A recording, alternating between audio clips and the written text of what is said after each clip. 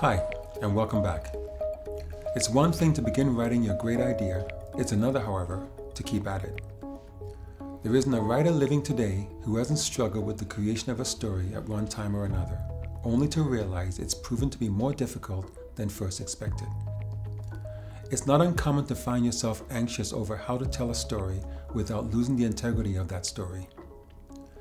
This is usually the moment when those not really cut out for this vocation throw in the towel. The real writers, the truly dedicated writers, find a way to stay with it and continue writing, upholding the diligence they had in mind when they first sat down with their great idea. This is not to say that these real writers don't take a considerable break from the story in question.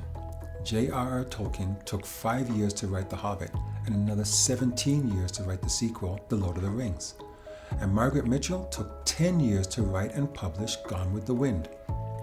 Now, this is not to say during that decade Margaret wasn't working on other books, or during the 5 years creating The Hobbit, Tolkien wasn't doing research for The Lord of the Rings. To be honest with you, unless you have a deadline, there is no time limit on how long you should take to write your book.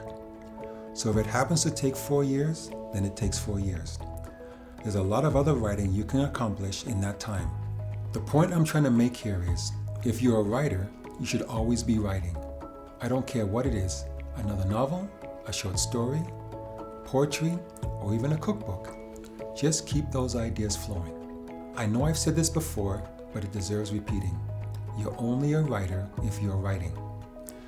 Unlike an author who can never lose that title once achieving it, a writer is defined by what he's writing now. I'll explain the difference between an author and a writer in a little more detail another time. But for now, if you want to be a writer, just get to it and stay with it.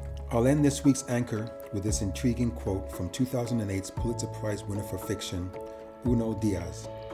A writer is a writer not because she writes well and easily, because she has amazing talent, or because everything she does is golden. A writer is a writer because even when there is no hope, even when nothing you do shows any sign of promise, you keep writing anyway. Thanks for joining, and I'll see you next week.